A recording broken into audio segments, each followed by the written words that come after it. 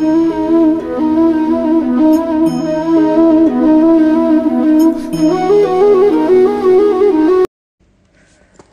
ராம் சுரத்குமார் அவர்களுடைய திவ்ய சரித்திரத்தை பார்த்துன்னு வரோம். ஆன்மீக வாழ்க்கைக்கு திருமணங்கிறது எப்போவுமே எந்த விதத்துலேயும் தடையில்லை அப்படிங்கிறத ராம் சுரத்குமார் அவருடைய வாழ்க்கை மூலமாக நிரூபணம் ஆறுது. பிராரப்த கர்மா அப்படிங்கிறதுக்கு நம்ம நினைக்கிற அர்த்தம் என்னென்னா கடந்த கால ஊழ்வினை அப்படிங்கிற ஒரு பொருள். அது எப்போ அப்படி நம்ம நினைக்கிறோம்? நம்மளை மனசு அப்படின்னு நினைக்கும் போது தான், இந்த தேகமே நான் நினைக்கும் போது தான் பிராரப்த கர்மாவை நாம் தான் அனுபவிக்கிறோங்கிற நினைப்பும் வரும். அந்த கர்மாவால் வரக்கூடிய இன்ப துன்பங்கள் நம்மளை பாதிச்சுட்டே இருக்கும். ஆனால் மகான்களுக்கு இந்த கர்மா அப்படிங்கிறது இந்த உடலால் ஏற்பட்டிருக்கு அப்படின்னு விவேகமாக அதை ஒதுக்கி வச்சுடுவா.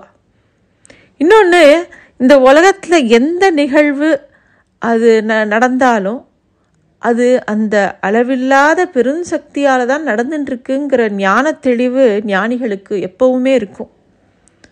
அப்போது திருமணம், வீடு, குழந்தைகள் எல்லாமே வாழ்க்கையில் ஒரு பகுதி தான் அப்படிங்கிறத அவள் ரொம்ப தெளிவாக புரிஞ்சு வச்சுட்டுருப்பாள்.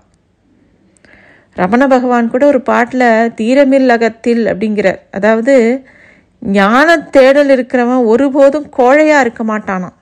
தீரம் அப்படின்னா துணிவுன்னு ஒரு பொருள். அதே மாதிரி தீரமில் அகத்தில் அப்படின்னா தன்னுடைய அகம் முழுக்க துணிவோடு இருப்பானான். அப்படி இருக்கிறவனால தான் ஞான யாத்திரையில் பரிமளிக்க முடியுங்கிறான். அந்த துணிவில் கொஞ்சம் கூட அகங்கார கலப்பு இருக்காது. இதை நம்ம ரொம்ப கவனமாக பார்க்கணும். துணிவு அப்படின்னாலே நம்ம அதோட அகங்காரம் அப்படிங்கிற மாதிரி நினப்பு வரும். ஆனால் இந்த துணிவில் கொஞ்சம் கூட அலங்கார கலப்பு இருக்காது. மனசை சார்ந்து இருக்கக்கூடிய துணிவு கிடையாது இது. எங்கெல்லாம் மனசு சம்பந்தப்படுறதோ அங்கெல்லாம் அது சரியாக இருக்காது. மனசு சம்பந்தப்படாத ஒரு இடம் இருக்கு இல்லையா, அந்த இடத்துல எல்லாமே பியூராக இருக்கும். குருவோட அபயம் அப்படிங்கிறது அந்த குரு அவருடைய ஆசீர்வாதத்தினால கிடைக்கக்கூடிய துணிவு தான் அது. அங்கே அதனால் என்ன ஆகும்னா பயமே இருக்காது. எங்கே அகங்காரமே இல்லாத ஒரு துணிவு இருக்கோ அங்கே ஞானம் கொப்புளிச்சுட்டே இருக்கும். ஏன்னா அவன் தன்னுடைய நான் அப்படிங்கிற அகந்தையை கூறு போட்டு அப்படியே தூக்கி போடக்கூடிய ஒரு தைரியத்தை அவனுக்கு கிடைச்சுடுறது. அவனுக்கு இனிமேல் இந்த உலகத்திலிருந்து கிடைக்க வேண்டியதுன்னு ஒன்றுமே கிடையாது. எதுவுமே அவனை பந்தப்படுத்துறது கிடையாது. இந்த பரமாத்ம வஸ்து அதோட இயல்பில் என்ன கொண்டு கொடுக்கறதோ அதை ஏற்றுண்டு அவன் ஒரு கர்மயோகியாக வாழ ஆரம்பிச்சுடுவான். வேண்டாம் விடு அப்படின்னா விட்டுடுவான். விடுறதும் ஒரு விஷயத்தை பெற்றுக்கிறதும் அவன் கையில் இல்லைங்கிறத அவன் தெளிவாக உணர்ந்திருப்பான். ஏன்னா ஒரு விஷயத்தை நம்ம தெளிவாக புரிஞ்சுக்கணும். நம்மளை பார்த்துக்கிற அந்த சக்தி தான், பெருஞ்சக்தி தான். இதோ நம்மளோட மனைவி, குழந்தைகள், அம்மா, அப்பா, அண்ணா, தங்க, அக்கா, நண்பர்கள் எல்லாரையும் அதுதான் பார்த்துக்கிறது. அந்த ஞானம் நமக்கு இருக்கணும், தெளிவாக இருக்கணும். அது பெரிய தெளிவு. இதே மாதிரி ஒரு உயர்ந்த ஒரு பக்குவத்தில் தான் ராம் சுரத்குமாரும் இருந்தார். அவருக்கு எப்படி இருந்ததுனாக்கா, அந்த பெருஞ்சக்தி தன்னை நகர்த்துற இடத்துக்கெல்லாம் அவர் அதுக்கேற்ற மாதிரி இருந்தார். இப்போது அவருக்கு அந்த பெண்ணோட திருமணம் நடக்கணும்னு இருக்குது. அவர் திருமணம் நடக்கணுங்கிற எண்ணம் வந்த உடனே அந்த பரம்பொருள் நிச்சயம் பண்ணியிருக்கு அப்படின்னு சொல்லிட்டு அதை சந்தோஷமாக ஏற்றுண்டார். அவள் 2 பேரும் கல்யாணம் பண்ணிக்கிறா. அந்த 2 பேரும் கொஞ்சம் காலம் தஹியா அப்படிங்கிற ஊரில் தங்கியிருக்கா. அதுக்கப்புறமா நர்தராக்கு வரா. சில நாட்கள் போச்சு. ஒரு நாள் திடீர்னு ராம் சுரத்குமார் ராம் ரஞ்சினி தேவி அப்படின்னு கூப்பிட்டுட்டே வீட்டுக்குள்ளே வரார். இதோ இங்கே இருக்கேன் அப்படின்னு சொல்லிட்டு அவளும் வெளியில் வரா. வா என்னோட சீக்கிரம் புறப்படு அப்படிங்கிறார். எங்கே இந்த சாயந்தரம் வேலையா அப்படின்னு அவள் கேட்கும்போது, பரவாயில்ல வா, ஒன்றும் பயப்படாத, நான் கூட்டின்னு போகிற இடத்துக்கு வா அப்படின்னு வீட்டில் இருக்கிற எல்லார்கிட்டையும் சொல்லிட்டு கூட்டின்னு போகிறார்.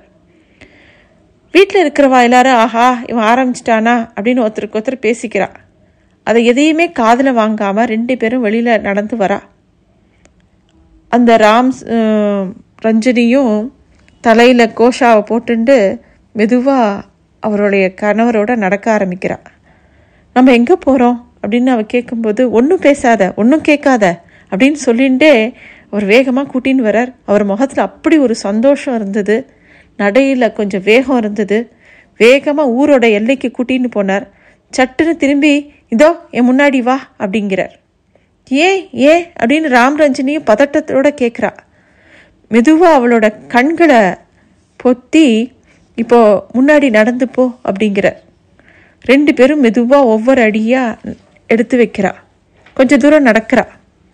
அப்பப்போ ஜாக்கிரதைன்னு சொல்லிகிட்டே கூட்டின்னு வரார். அவளோட கண்களை நன்னா மூடி இருக்கார். இப்போது புல் தர வந்துடுத்து, ஒன்றும் பிரச்சனை இல்லை அப்படின்னு ஒரு இடத்துல நிறுத்துறார். ராம்ரஞ்சனி நீ இந்த பிரபஞ்சத்தை பார்த்துருக்கியா அப்படின்னு மெதுவாக கேட்குறார்.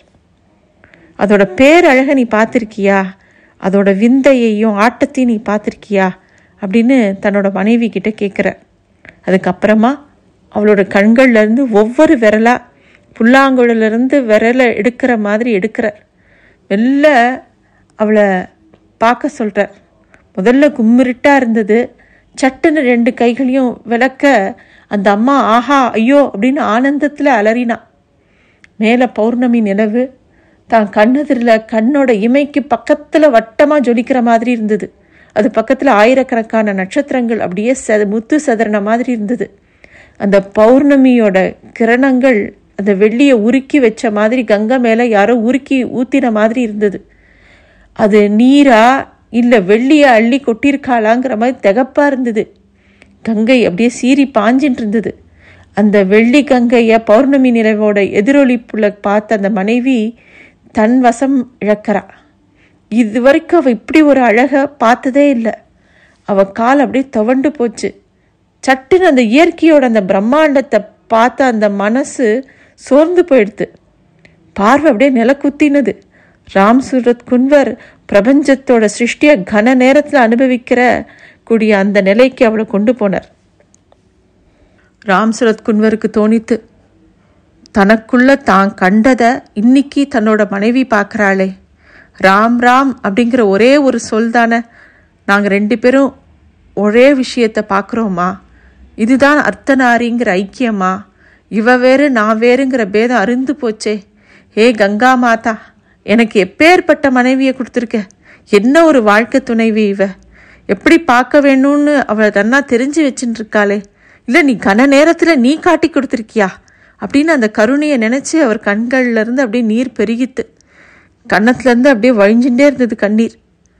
ஆங்கிலத்தில் ஹனிமூன், அதாவது தேன் நிலவு அப்படிம்பாளே, அது இதுதான் போல இருக்கு. பூர்ண சந்திரனை இவா 2 பேரும் சேர்ந்து அதை தரிசனம் பண்ணுறா. அந்த நிலவோட கிரணங்கள் மென்மையாக அவள் கண்ணுக்கு முன்னாடி அப்படியே படர்ந்து இருந்தது. இங்கே பார் ராம்ரஞ்சனி அப்படின்னு திருப்பியும் மெதுவாக அவர்கிட்ட சொல்கிறார்.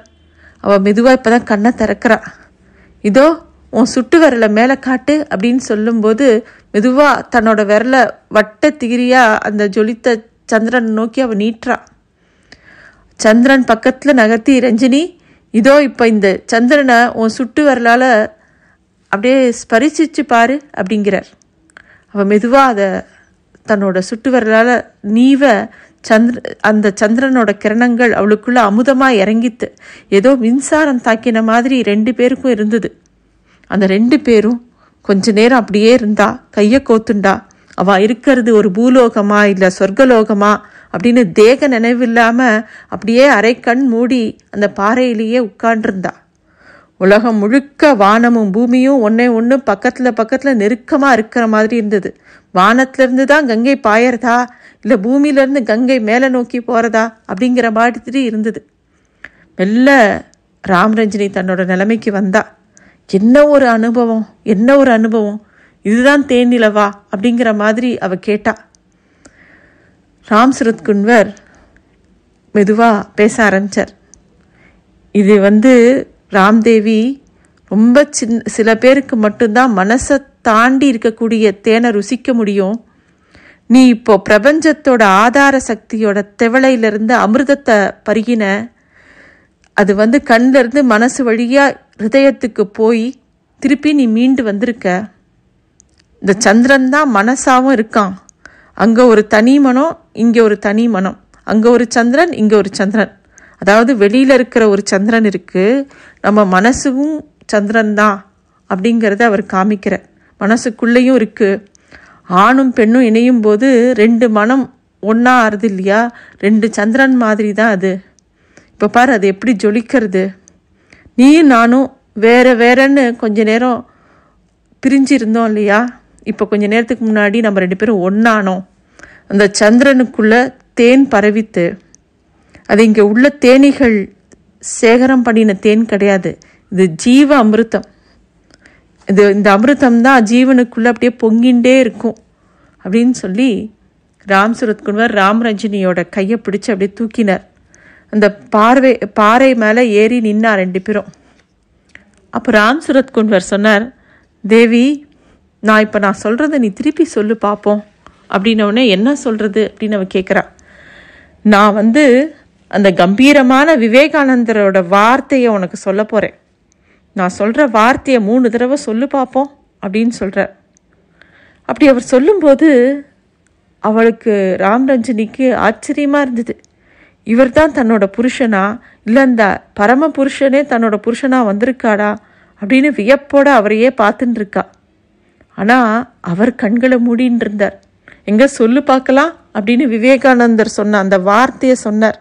அமிர்தஸ்ய புத்திரஹ அப்படின்னு சொல்லிட்டு திருப்பியும் அமிர்தஸ்ய புத்திரஹ அமிர்தஸ்ய புத்திரஹ அப்படின்னு 3 தடவை சொன்னார். ராமரஞ்சனி தேவியும் அவர் சொல்ல சொல்ல திருப்பி சொன்னா.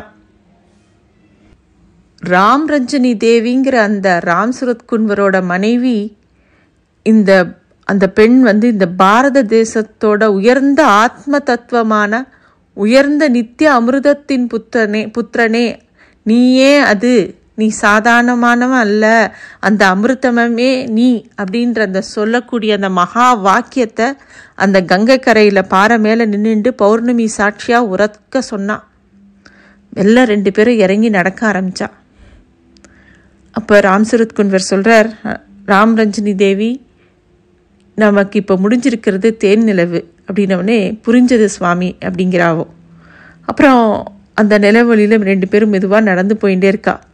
பாபா, நம்ம 2 பேரும் என்னோட குருநாதரை சந்திப்போம் அப்படின்னு சொல்லிட்டு 2 பேரும் கபாடியா பாபாவோட குடிலுக்கு போகிறா. ராமரஞ்சனி தேவி திருப்பும் தன்னோட தலையில் கோஷா புடவையை போட்டுண்டு மெதுவாக அவர் பின்னாடியே நடந்து போகிறா. அந்த குடிலுக்குள்ளே போகிறா. கபாடியா பாபா இவளை பார்த்தவொடனே, ஆஹா வா வா சுரத், வா வா ராம்தேவி அப்படின்னு கூப்பிட்ற. தன்னோட மகளை கூப்பிட்ற மாதிரி ரொம்ப பிரியமாக கூப்பிட்ற. அவ 2 பேரும் சேர்ந்து அவரை வணங்கினா. ராம் ராம் அப்படின்னு உறக்க சொல்லி ஆசீர்வாதம் பண்ணுறார். அவ 2 பேரும் எழுந்து நின்னவுடனே ரொம்ப சந்தோஷம், ரொம்ப சந்தோஷம், சீத்தை மாதிரி ஜொலிக்கிறாளே சுரத்திவோ, இந்த ராமன் உனக்கு ஏற்றவளை தான் உனக்கு கல்யாணம் பண்ணி கொடுத்துருக்கார். நல்ல சந்தான விருத்தியை உனக்கு கொடுப்பார் சுரத். உங்களுக்கு நல்ல சந்தான விருத்தி இருக்குங்கிறத உள்ளுக்குள்ளே பார்க்குறேன். உங்களோட வயத்தில் பிறக்க வேண்டிய ஜீவன்களோட சூக்ஷமங்களை நான் இங்கே அரூபமாக பார்க்குறேன். நல்ல ஜீவன்கள்.